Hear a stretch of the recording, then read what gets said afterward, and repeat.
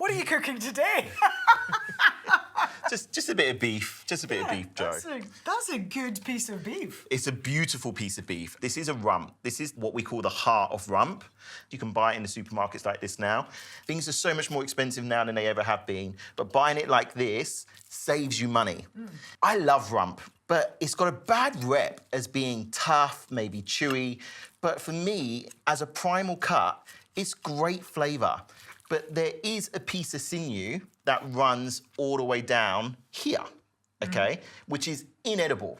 So often what happens when it's prepped or butchered is people will just take the steaks now like this, okay? So straight across. You get that sinew right through the whole thing. You get that inedible sinew, and it's horrible. You want to separate the two muscles. The smaller muscle here on my right-hand side is the best part of the heart of rump. It's the most soft, the most tender. It's incredible. In Argentina, it's known as the lomito, the fillet of the rump. That is the cut the chefs and the butchers eat. It's one of those hidden treasures. So you basically separate that. That's the fillet. Okay. And then this is the inedible sinew I was talking about. This is beautiful as well. This is still really good. And once you remove this sinew, the rest of this rump is absolutely banging. Don't get obsessed with all these little pieces you can see here. Good fat, melt and render, produces flavour. Bad fat, we remove. So, to cut steaks now, very simply, 1, 2, and then this one, a nice little trick. So you can do what I call a butterfly steak. Just open it up like that. So it's still quite thick and will cook really well, ideally medium and above. What I love about this beef in particular, the name OMUGI comes from barley. So OMUGI means barley in Japanese. And this is the secret ingredient of this cattle, of this beef, is it's fed barley. So it gives it a really unique flavour when you eat it. Beautiful. So what I'm gonna do now is cover this steak in miso, and I'm gonna pan cook it, okay? Gorgeous. You're gonna dice up really nice, small, fine dice of shallot for me. Sure. Same with the garlic for our sauce in a bit, because I'm gonna make a pan whiskey sauce once I finish cooking my steak.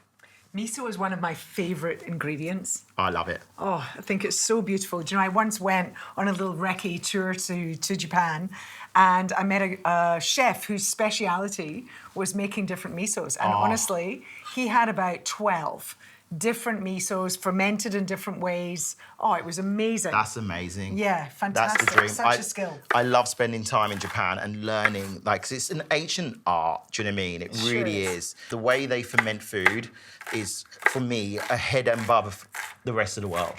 Okay, so I'm just gonna use a little bit of oil in my pan. Not too high a heat, fairly low heat. I'll say medium to low. And then you wanna be generous when you add your salt. Don't be afraid of over-seasoning it. A lot of people don't add enough salt to beef. We're gonna finish chopping the shallots, the garlic. I'm gonna cook up these steaks, put them to rest, and then I'm gonna come back to the sauce.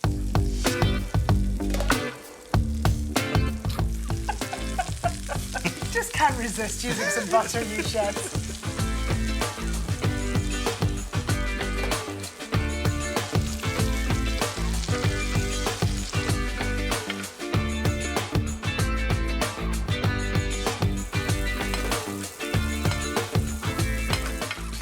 Beautiful colour that's taken on. You've got the gorgeous caramelization of the miso on top there. I've got one more step to this beef before we take it out. Some spices, yeah. Can you just mix those all together for me? Yeah, tell me what you've got. Smoked paprika, cumin, coriander, black pepper, gorgeous spices. And that's just gonna add another level of flavour to this. Traditionally, I would usually like roll it in the miso after I put the miso on the beef and like smoke it. But in the pan, the spices were burned before the steak was cooked. So I'm just gonna literally put it on now, and now we're gonna cook that just by basting it. And then we're gonna take this out and rest it for about 5 minutes while I put the sauce together.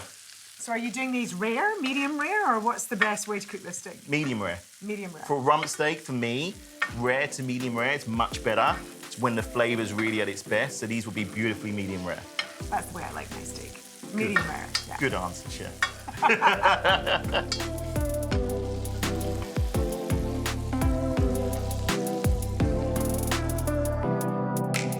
Now I know why that steak tasted so good that I had in your London restaurant.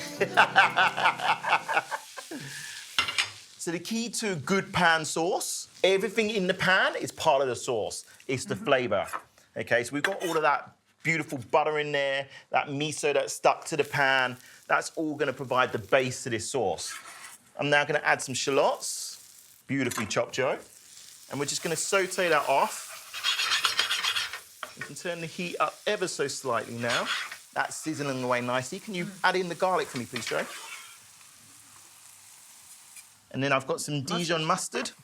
And then I'm going to put the heat right up to the very highest point before I add my alcohol. And this is a whiskey pan jus. I know how much you love your whiskey, Joe. Well, I am Scottish, but in the sauce, it's going to be good. It's a nice high heat. Little chefy touch of flambeing it. You don't have to do this at home. It's a nice way of cooking out the alcohol. Beef stock. So I knew you were going to get all chefy on me on this recipe, right? And you did. I'm sure you chefs just like to get the blowtorch out to be fancy. Absolutely. Just a little bit of pouring cream to finish this off. Don't want to cook it for too long, so obviously it's got quite a bit of butter in there. All right, we're just going to bring that now back to the simmer. Let it just come down just a notch, just a step, and we're going to be good to go. We'll carve the steaks. We've got our sauce. Easy. Easy. Easy.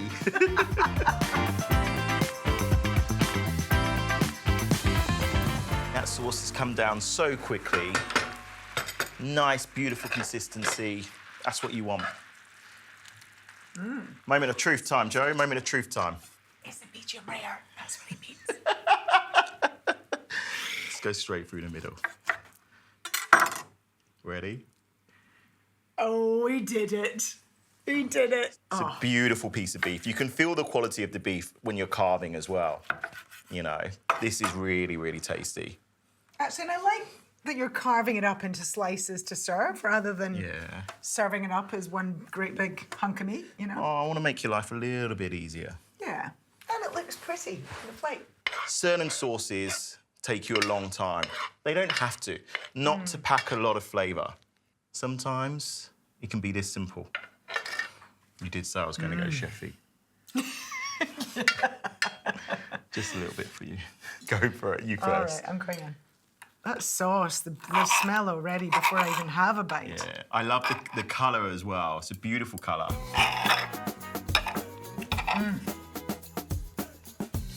You hardly even have to chew that steak.